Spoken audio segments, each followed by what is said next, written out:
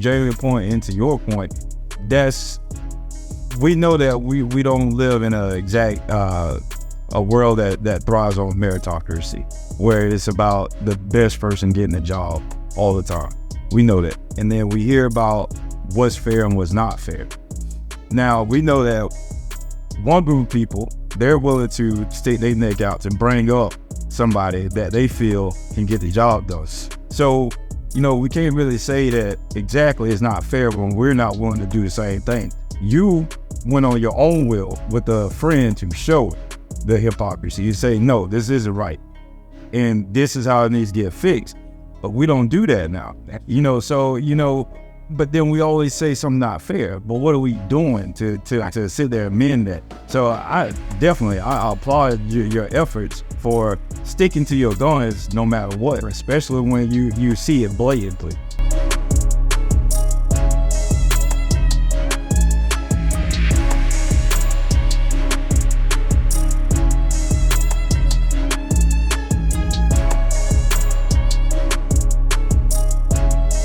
What are we missing though, Mr. Jenkins? Like with our leaders, what are we missing? So again, because we have people in positions. Obviously, these people aren't doing what they're supposed to be doing if we're still in the same predicament. You measure a person on what they do. We missing the young people like you all that ought to be now filling the roles. See, people like me aren't as good. But we do something. We carry our elbows too far in their roles. They'll stay there till they die. Mr. Woodbury, if you look at, I got a picture of the executive committee that I was leading when I came in NAACP. 80% of those people were very old. Okay. We carry them to their grave. Okay. It's time to give up the baton before you get to that point. Don't wait until you get to be a mental mess or physical mess. And we have to train. We have to put our leaders, it's not an accidental type of thing. Leadership training is needed, and the reason why that I found out is that there's a difference between the education. It's not enough to go and get a college degree, because the college degree might be a course emphasis, but it might not be leadership emphasized. And that's what you need to be able to bring people in, motivate people, and then get more in. You need formalized leadership training. Okay, that is absent from. I don't see it happening. And I'll tell you a little something about leadership. Ocala, I heard you just say you went to this course, and I hope that the Chamber of Commerce years ago, somewhere in the early 80s, they developed a leadership course. I forget now the length of the course. First few classes they didn't have a black person in it. I applied for it when I was president of the branch. I was not accepted. I have to go back and get the history. Who was the first black person that got accepted in the court? Since then, my wife has gone in the program and graduated in the program. Okay, but to this day, they never addressed the fact that they denied me the opportunity. It was basically because of my amateur work. Okay, and did this. But if you look at what they do in that course, it has many good elements, but there is something in the course that's missing. They don't deal with diversity. Leadership course, if you're doing anything worthwhile right now on a broad scope of leadership, and you fail to recognize that diversity and inclusion is a key part of what needs to be some kind of way built into it. Okay. I do, because even in the prison system, I was a staff training officer for 30 years. I trained staff. That's what I did. When we first opened the training, they focused on custody and security. Custody and security. That was the primary curriculum and teach people how to control inmates, and do what you do, teach people how to shoot the guns. You don't want nobody escaping. Then the federal government recognized that they had some riots. They were having major riots in prisons. Attica, as a riot in New York that killed a lot of people when the inmates got frustrated and just society went on. So they killed a lot of people. The inmates was killed, guards were killed. The federal government recognized that there was something wrong, and they put some money out there into training. Correction officers need to sensitivity training and things like that. That money came to Florida. I was involved in the development of the culture and diversity lesson plans, curriculums to train correction officers how to do that. Part of what we recognized, I was lucky I was with some good people. My boss and some of the other people, and we were progressive, do that. I was the first and only black trainer that was in that department doing that work. They sent me to a course in Georgia, University of Georgia, interpersonal communications, 6 months. It was one of the most valuable courses that I'd ever taken. Okay, it helped me in so many areas. Okay. Formalized, note what I said. Formalized training is different than just education. Yeah. Okay. They make you go through something. They put you in front of a video where you can look at yourself as you are talking to people. They evaluated your physical posture as you were talking with people. They evaluate your sound. All of those things and make you very aware. And you're talking to someone, how you may be looking as you're doing that. And those are some things that I think is available that we could lock in on. It is amazing how if you've trained one person, the effects that that person may have on others, and multiplies that. But so Whitfield, something else you had said when you were talking about, when Jamie asked, well, what is missing?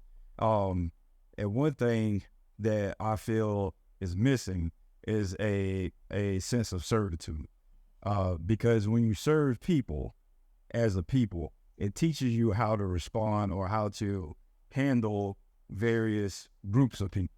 And so I think, you free to push back or agree on this point. I think over time we stopped pushing for leaders that had a true sense of servitude or a history of servitude, and we just kind of start going by credentials or perceived credentials. And that's how too, we become so monolithic on a major scale with choosing leaders, especially at the national level, where now it's almost to the point where as long as you're a Democrat, you have a chance of winning the vote for the black vote. And we never really push beyond that. And I think when we start to bottleneck who we choose to be our leaders based on perceived credentials and not a history of servitude, I think that's how we find ourselves in this predicament now, where it's no longer the older generation teaching the young generation to have a sense of servitude and how to serve their community and to build that up. And because of that, now we've lacked a pool of young people to pull leaders from because they simply don't have it, while at the same time making it easier to win over our vote by simply saying, well, I'm a Democrat and I'm going to advocate for throwing you some crumbs, through welfare and other things of that nature. So I guess what I'm getting at is, how do we build up that sense of servitude to where we can start alleviating these issues that I feel are all-encompassing. You show the people that are performing like that, the people who are demonstrating servitude, you reinforce what they're doing by recognition of what they're doing. And you demonstrate it to other people who might not be at that point. And over here, you got your people over here that's doing all of this good work. If you're in between, you want to let this group of people over here know repetitively, these are people who are doing it. And it's kind of amazing how human beings, what folks are in there. Sometimes people wasn't like that, but I got into an environment or something, and all of a sudden I like what I'm doing. Right. And so I'm going to participate.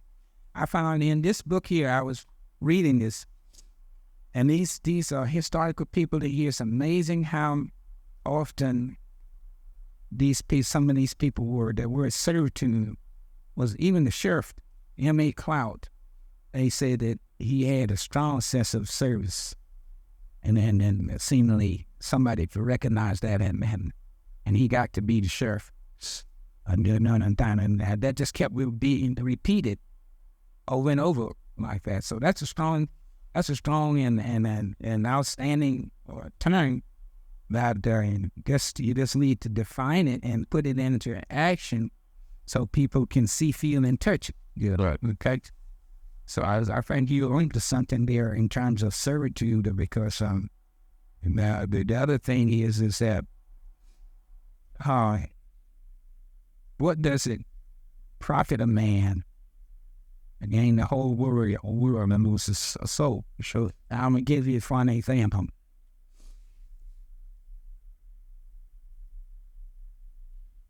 People that's in this book, many of them had wealth. Mr. Long was known to be a millionaire.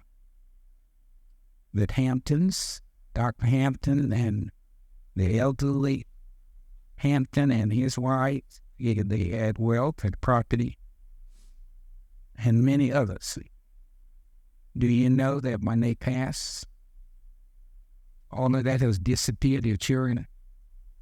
There is no evidence that their children took it and perpetuated anything. They just wiped away across.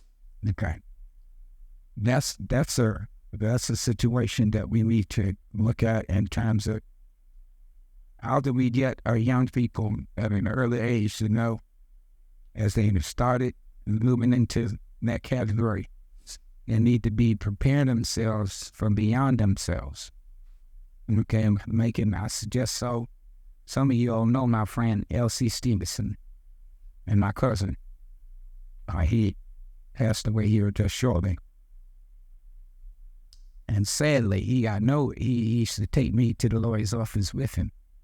He was, he had a not a will, the other legal document prepared, which you would have thought that would have taken care of his kids not having to fight over. But it did not prevent that. It happened immediately. Okay. That is what is happening too often to our black families right now. They're not preparing for life after now. And there's a way, people out here right now can help you do that. Okay? And then of course your arm and a leg help you prepare yourself beyond you if you got something. Because boy, if that moment comes, it's too late, But for anybody, start doing it. So that's an area right now that I was sensitized. Yeah, I love what you say. I feel like we're piecing together. So what you said, servitude, we spoke about the leadership aspect of it. And it made me think about this. So I thought about it, and I said the situation. And I think that when we get leaders, our leaders aren't courageous. Like they're do it by the book type of leaders, which I'm not saying that's all wrong, but there got to be somebody that's not as scared to just break through that wall. And because I think they're scared to sacrifice themselves, for a better word. You guys just gave this army terminology with people coming behind and dying, because they in the safety. Just do. I don't think our leaders are this. For example, Reverend Cummins, love Reverend Cummins. Nothing bad to say about Reverend Cummins. But there was one situation I had with Reverend Cummins when I got home. So I just came back from school. Reverend Cummins knows me. He knows my standard. He knows the family I come from just as well as you do. So there's some kids. So even right now, in my position now, you just mentioned this as well, of not being able to breed the next leaders. I currently, when we're mentoring young boys, I currently look at the ones that I feel could be the next me, because I want to hold it a little tighter to them and be like, and show them the ropes. I do that now. I came to Reverend Cummins. This was before Cut Difference started. We was finding our way. At this point, I'm glad he did say this no, but I came to him, I wanted to be a dean. I just came back, master's degree. I'm fully capable of being a dean. I know this, and I know I can get on this campus and make impact. I went to him, I said, Reverend Cummins, I'm trying to get into schools to be a dean, blah, blah, blah. Basically, can you help me? He basically shot that down, saying you have to get teacher experience first before you can be a dean. He was like, you got to teach for like 3 years or whatever it was. To me, I felt that was a slap in the face. He probably was totally right. I'm pretty sure I do got to do whatever. But with his position, I would have rather him said, let me make a call or let me figure out, let's see what we can do, instead of shutting me down, because that's what the other people do. They people make a call. That's why you get white women as principals at the age of 30. Because their people don't, when they come to them, it's not no. It's, I'm going to figure it out. Let me make a call. And they're going to get their people in. When do that, I feel we have to get to that point. I think you're onto something that I can associate with. Did you know that when I went to work for the Florida Department of Correction, I had a master's degree teaching training. Most of the people that was in that department with me had only graduated from high school. But because of my advocacy work, I didn't get a promotion. I got a promotion 1 year after I was in the family. I was a school teacher first. And then in 1 year, I got to be a trainer. That was a step up. I didn't get another promotion for 30 years. 30 years, see. Okay, and I worked all over this state and all over this nation doing what I did.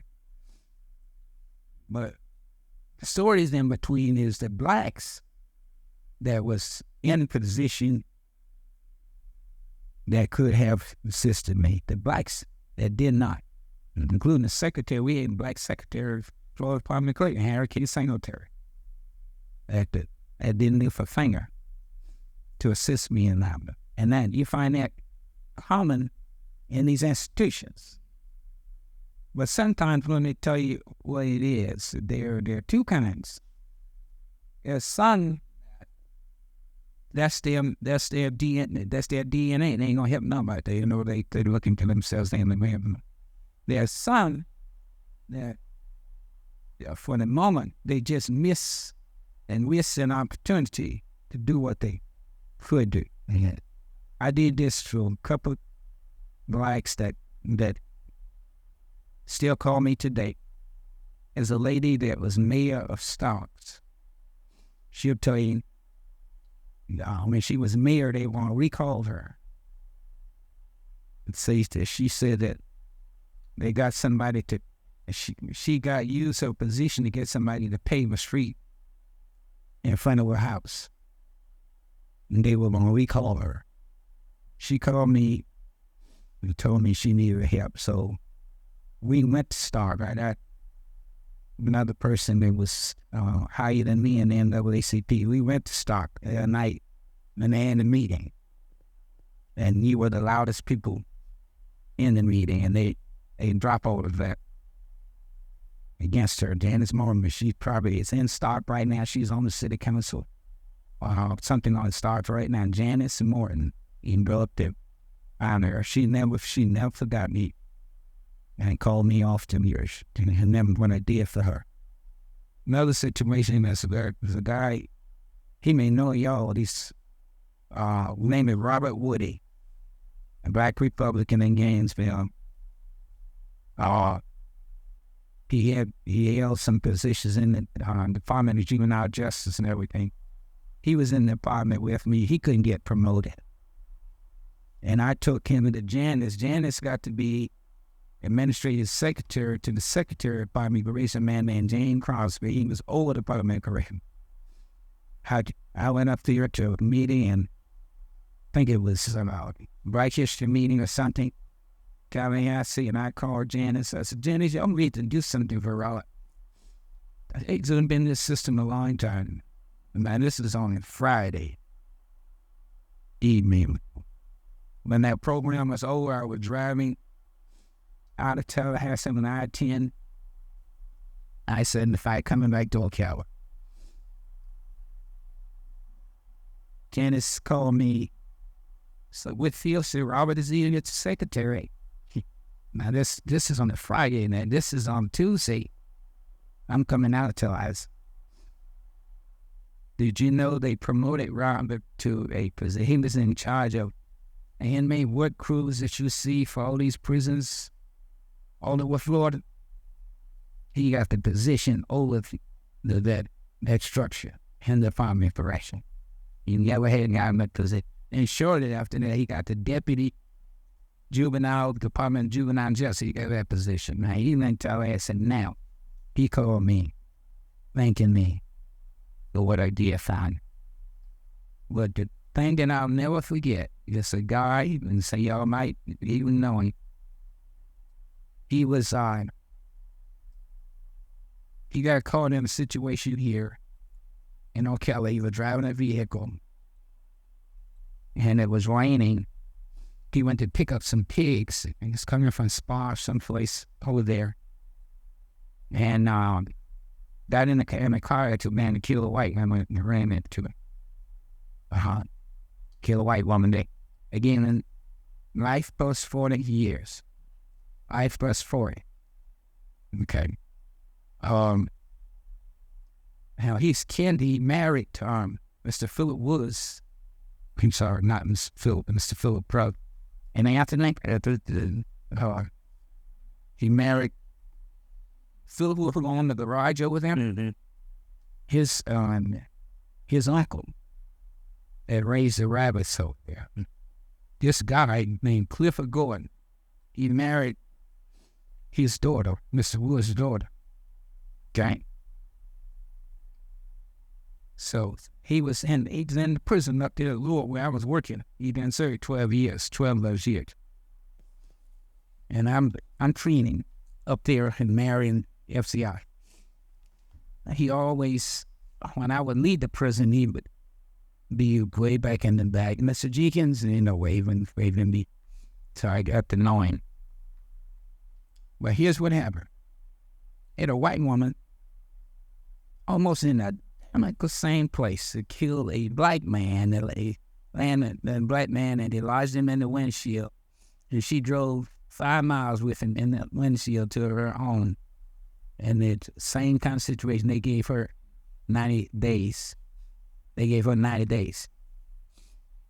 Bree and Reverend James Golden, there was a pastor here, Reverend Golden. He's down now in the St. Petersburg area. He was pastoring Mount Zion AME Church at the time. We went to the parole, when that white woman did that, we took the newspaper articles and everything. We went to the parole commission here and we requested the hearing before them, and we went in there and put side by side 2 cases that they let it go now.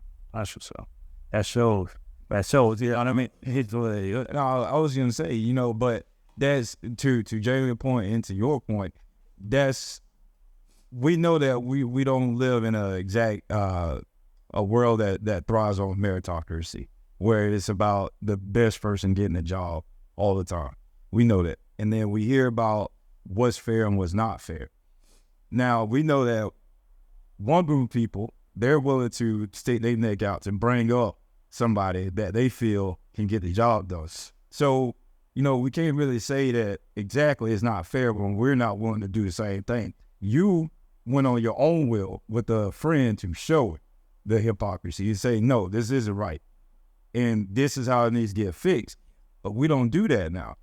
So, but then we always say something not fair. But what are we doing to sit there and amend that? So I applaud your efforts for sticking to your guns no matter what, especially when you see it blatantly. We got some people doing that every day, but for some reason or another, we have a tendency not to recognize it.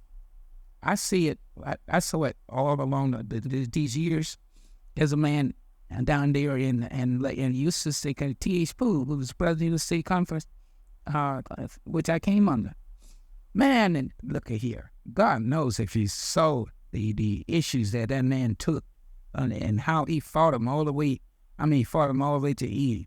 And did you know that the leadership in this state, I went to his funeral, and the leadership in this state virtually was silent, did not. It just happens, and this is something that maybe you all in your role right now, working with these young people. Start young and certain principles that you want to see in them, okay? And some of it you might not even want to. It may not be in the written curriculum, and it's just these young people need to kind of be exposed to something that they recognize that people love them. And then people are doing things because they love him. Yeah. Okay, they need to be, and that's a hard thing sometimes to in. Some of them come out of environments where the love is has a trait that the young people, they look for it real early, and they can spy if it's not there. You can do some other thing, but if the love is not there, they can spy it, and they have a tendency to lock it in and not talk and not communicate it. Okay, that's in the course that I took up in Georgia. And that was a portion in the OL course that I remember that probably affected me, because I was an athlete, kind of with an athletic mentality. I wasn't a touchy-feeling, emotional type of guy. Yeah, none of us was. I couldn't. But when I finished the course, I kind of felt I could open up myself and say things to people that my wife and Sharon. I could go ahead and say I love you. Okay, and just send a good. And then of course helped me get there. That's okay. And so I think that's a big part, and it's true for people who are in power positions. Because people think, because if you're in a power position, people think that you don't need that, man. Okay, so they are withhold it from you. But athletes needs, and powerful people needs that. Okay, I have friends. And one day y'all might have the opportunity for him to come, and for the you may have heard me talk about Derek Wallace. He has the largest black construction design company in Florida. Okay, he lives in Orlando. And family black. The new dormitory is built a family. If you haven't seen it, you need to look at it, okay, because it's a crazy piece. This company built it, the dormitory. Okay. I met Derek years ago when I was doing NAACP work. One of the finest guys that you will ever meet anywhere. All the things that me talking about, servitude, give back. But it's been very disappointing. He doesn't feel appreciated. People that are surrounding. He was president of NAACP down there for third time. But he didn't feel that he was appreciated. So there are people on our side, and I think we need to try to get those people before our young people as often as we can. I think that the earlier we can do that, it's going to be more beneficial. Yeah, I like what you're saying. So we definitely like to get his contact. So I know we're coming up. I know we probably been going for a while, about an hour and so, about an hour and a half now. But so what we do, I do want to touch on one last thing. I don't know if y'all got something else you want to spend, but I know pull out politics. So politics is a big thing. Me personally, I'm beginning to dive more into politics. I've always been a person that shied away from that. Political conversations, I didn't know much about it. That's just, in my mindset, that wasn't my playing field. Being still at the early stages, but knowing what I know, you got two sides. You got left, you got a right. And black people usually tend to be on one side. And if you go to the other side, you Uncle Tom, or you looked at it as different. For yourself, do you think, and we usually always end up on the short end of the stick, no matter who win, no matter what side win. In the political realm, I know what we are doing, because I actually just went and I sent you the slides. I just was at the conference that I was telling you, and they were putting out the statistics of black voters and all these different things. So we just not showing up. That's the bottom line, what it come down to. But still, are we putting ourselves in a hole when we run to he talked about a little bit, putting ourselves in a Democratic box, and we end up getting the short end of the stick? Are we putting ourselves in a hole running to one party instead of trying to see what's best for us as a community? It's a historical issue that is moving towards from where we were, where they're going. And it's a tough issue. Things, what it seems like the human nature is that you can do things that will follow the things that being like this. So big pendulum swinging in terms of political, what is happening. And we are living in an international community. It's not just our local Ocala, Marion County. We are part of a big state. We're part of a big nation. We're part of a big international complex. And all of it affects you in ways that you may not be looking at the largeness of it. You may be looking at your particular arena. You don't, right now, I'm already in guarantee men that our present president, he's been here a number of times. I can't tell you where is he when it gets down to all of the key issues with black people, where he's flat on, locked down on. I can't tell you that, but, and I've been great. He was here Tuscaloosa when he was running before, and that was not many years ago. Okay, I can't tell you. And that's the situation. I haven't been able to figure it out. I don't have an answer, and I've been out there with all of them, with Republican, Democrats, in between, and all of them. I have not been able to figure out. What I have concluded is this: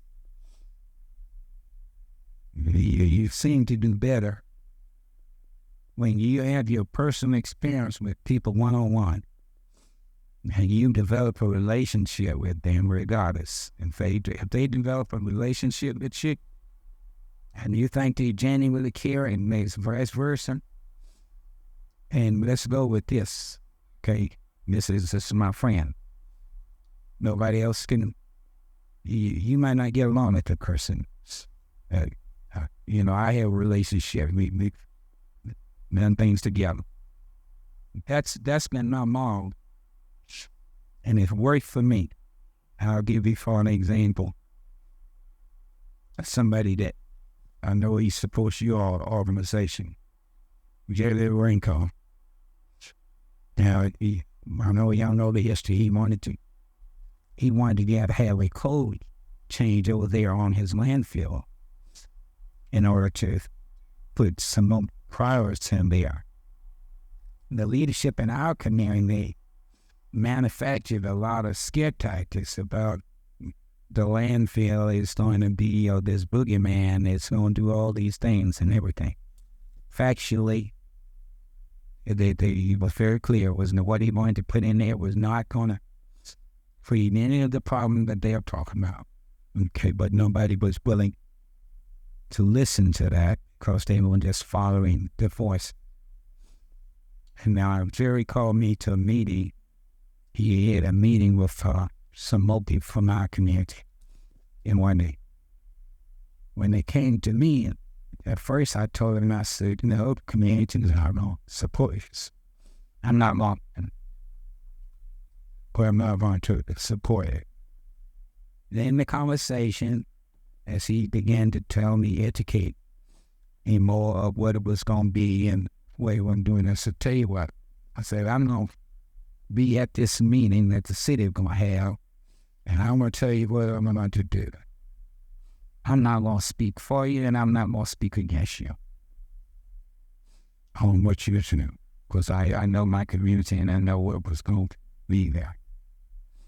And I got to that meeting and I heard all of this vitriol coming from these leaders, so-called leaders, Reverend Brooks, and all of them were Ira Tateos, all of the people with all this talk. I sat there. I mean, it was tough for me to sit there and not say anything, but I said that I promised him I wasn't going to speak for him and against him. When it was over, I wrote a letter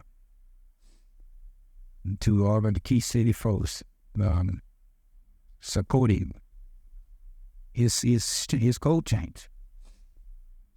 And since that period, Jerry told him in multiple meetings, including working on getting that property, that I have the greatest admiration for Whitfield because he's a man of his word.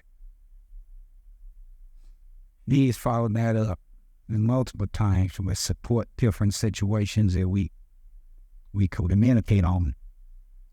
And that goes back to courage. You mentioned you got to have the courage sometimes. Stand where you need to stand for. Do your homework. Right.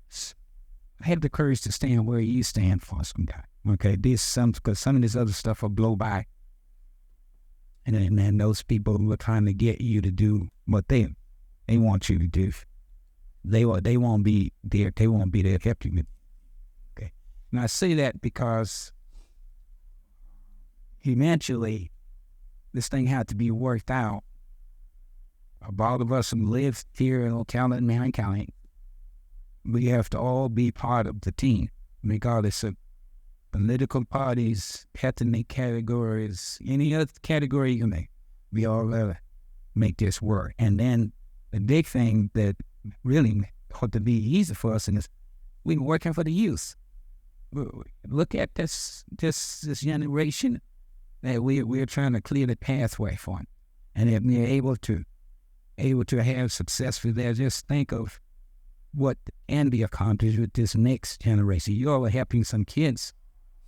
I guarantee they would be statistics for the criminal justice system at fraud if you all didn't have them in this environment. Mm-hmm. Right. And so we're talking about politics. And the thing with Jamie and myself hitting it is when we put ourselves in a political box, you start to strip away certain innovative works that could be on their behalf. And then those political entities can start feeling owed your vote because, well, they're not really having to work to get it in the first place. I mean, when we talk about politics and even President Biden, the fact that he can get up there and say that if you don't vote for me, you're not black, how have we allowed that power dynamic to happen to where a person can get up there and gatekeep on what's black? And then when we're sitting there talking about the next generation, if we're bringing up the next generation to have that same type of mindset that to be black means to automatically lean to the left or be democratic, we're creating a new cycle of, again, just fed votes to an entity that really doesn't have to continuously work for our vote. And Carter G. Woodson said in his book, Miseducation of the Negro, published in 1933, he said that any group of people that vote the same way for 3 generations or more without demanding more deserves to be disenfranchised and discarded. So for me personally, I lean more to whoever is willing to do the best job. At any point in time, our votes are just a given, a guarantee. Make people actually work for our community and have people willing to stand on their own to speak to those entities and say, no, you have to earn this. There is no longer a guarantee. Right. He mentioned poverty. This category here is poverty, which I think is very, very important. I think you are already, in a way, you are very much into that category, and then kind of your program, because here's what we got this way in terms of present condition. That look at our community, look at the rest of the community. The absence of those things that we don't say, paved streets and sidewalks and many of the services that the city of Ocala offers generally this population, but not West Ocala and all the thing. And then you're right. It's one of the first times that I've seen persons begin to recognize that we need to build a system, an economic system, to support our community, the kinds of things that the other folks have. Okay, we seem to believe that you ain't supposed to have but a small amount of money. You know, you ain't supposed to have $1 million. Okay, well, why is it the other folks can there's no big thing, and they go from there to $1 million and have $1 million, and no big thing. But if a black person seemingly get all of a sudden all the attention, what's going on here? Now, CEP, y'all having a conversation with CEP? I mean, she was an interesting person right now, because something that I was in a meeting with him that he kind of very disciplined when he's in certain meetings, certain people saying their name. If you look at the program, he got Sheretta Prince hitting up. Okay, why did Kevin Sheely think the CEP needs a special emphasis on minority business, and he hired a staff person to really start doing that now. I had meetings with Sheretta. I said, telling all these people that graduate your program, where is they now? These are people, they come into this program, they either got a business or they say they want to start a business. They come into your program and you exposing them to the system, how they can grow and expand their program and do all these things. Now, after they finish your program, something should be happening connecting these people. These people need to be connected in some way so that there is energy between what they are doing and the community. And just like Andre Green, how many of y'all know him? He got a lawn business. He's one of the larger commercial lawn techniques. Andre is a member covering the church, newcomer. Remember, he was my student in elementary school, and he's one of those kind that I don't think he went off to college or anything, but he built that business, you know. And I think he right now he would tell you if you ask him in terms of his equipment and everything that he had right now, you'd be surprised in terms of what his assets are. Okay. This situation right now is this is time right now where that ought to be a priority. Economic development. That's why I was looking at the office building back down there in that location, so people would have a physical place that people from our community could meet and begin to communicate with each other. Black support building. That's another thing that went back. When I was coming up in the NAACP, we used to have a program called Black Dollar Day. On a particular day, we were telling people, make all your purchases in $1 bills in the community on this day. Everything you buy, use $1 bills. And it was designed to, at the end of the day, have the merchants and the public see what Black contributions are. Okay. Right now, That's what we need. We need to have some idea on Black economics, in a very, very plain way. Okay, we need to remove the barriers that are out there. There are some barriers that's in state and county government that limit Black businesses, believe it or not. You'd be surprised all of the different kinds of things that they've built in the system that white business persons can take advantage of. And nobody is open those opportunities for Black business. Did you know the city of Ocala did not know until I did the research and told them that it was a Black contractor that built the near Rich Reed site? Well, they didn't know. Well, I went and asked for a copy of all the bids persons who submitted and what their prices were. They sent it to me. And I looked on there. So Ariel Burns was at the top, and he was from Orlando.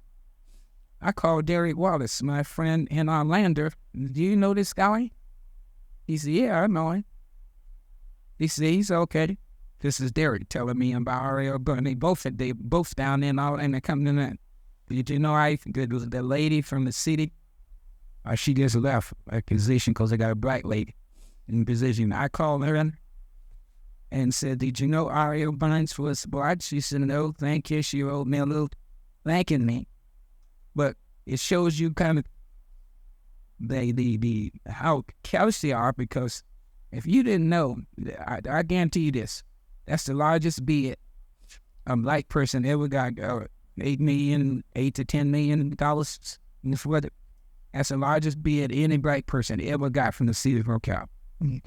And they wasn't conscious of it in terms of minority. But at the same time, they got a program down there right now called SB something initiative, where they are talking about trying to give Blacks contractors more jobs. They got a full program that's going on through the city of Ocala right now. And here you got the largest contract ever given to a Black person. You don't know the person is Black. It's crazy. Man, we appreciate you for your time, Mr. Jenkins. There are a lot of things, and we got to start on, I don't know if it's a monthly or something, we got to start having you, bringing you to the table and start tapping in, because it's a waste of history for us to not be able to say, this is what we're doing, what you think. This is, you probably done did this. Can you give us some advice on this, at least monthly? Everybody need counsel. Everybody need counsel, and it'll be a waste for us to have you and not use you to your full ability if we can make that happen. So I definitely appreciate you again. Like I said in the beginning, I appreciate you. You know what I mean? I have so much respect for you, your family, Ms. Jenkins, and everybody. You just mentioned your family tree, and from your grandkids and everybody on, it speaks testament to who you are, because there's a foundation. And again, most kids, they are not, because they didn't have the foundation for somebody to set that for them. So we appreciate you for what you've done for our community and what you're still doing. So you fellas got any last words? Just basically piggyback off what James said. Greatly appreciated the wisdom that you brought to the podcast today, and then just hearing out the young perspective and some of our dialogue, and just kind of setting a tone of compare and contrast, and a little bit of the things that we see in the current day and how it matches up with the things that you experienced and been through back in the day, and continue to advocate for or to work against the powers that be that may try to restrict us. So I just tip my hat off to you and appreciate you. Yeah, and just appreciate you for the information. If nothing more, again, I haven't sat down with anybody of your age and been able to get the information that you have given us today. So I mean, I sat here more just listening more than anything, just to see where you've been and the things that you experienced and where we are now. I'm gonna definitely appreciate you for that. Yeah, and we're gonna bring you back to get the more, because we could talk about so much. Yeah. What we're gonna do throughout our podcast, we can bring you back, and we're gonna speak specifically to a certain topic, and we just gonna hit it hard, to get the most out of for yourself. So again, we appreciate it. But what we're gonna do, we're gonna let you close out. So what I want you to do, just give a word of encouragement to the people. The word of encouragement to the people from yourself, and we'll close it like that. I want you to look into that camera right there as you get that word of encouragement. Okay, thank you. Yes, sir. Well, really, this has been an honor for me to have this opportunity to come and share with you all. As you all know, I reached out to you all some months ago because when I saw the advertisement of your program and what you were doing, it was something that really still steered my spirit. And then when I had just happened to know Jamie, I just happened to meet you, Eddie, and maybe you all from your parents and relationship, and so it was kind of easy for me to transition to contact you guys. I didn't want you to know that you're doing a great service to this community, much of which will bear fruit in the future for the young people that you all are impressing right now and doing this. So I just want to find a niche that I can support and help and encourage others to do that. And you all can count on me to continue to look for ways to support this program. And I did want to ask the pastor of this church, his name, I met him in he was, I believe, in law enforcement. He's the assistant pastor, but Dan Cooney used to be the chief some years back. He used to be the chief of OPD. I mean the sheriff. I'm not the chief, the sheriff. He was with the sheriff, the Marion County Sheriff Department. Yes, sir. Yeah, I met him during the years that I was in the correctional system in some ways. When I came here, you all said a previous program, and I got a chance to meet him. I just wanted to follow up and let him know I appreciate what he does and for the organization as well. Yes, sir. Okay. So you all, we thank you for tuning in. If you haven't, like, subscribe, comment. Again, from our guests to everybody that we have in here on this podcast, you're going to be able to get that information. So if you haven't, this information that we got today, we're going to dive deeper into Mr. Jenkins, get some more resources and information out of him. But again, the EL2A podcast, we'll see you next week.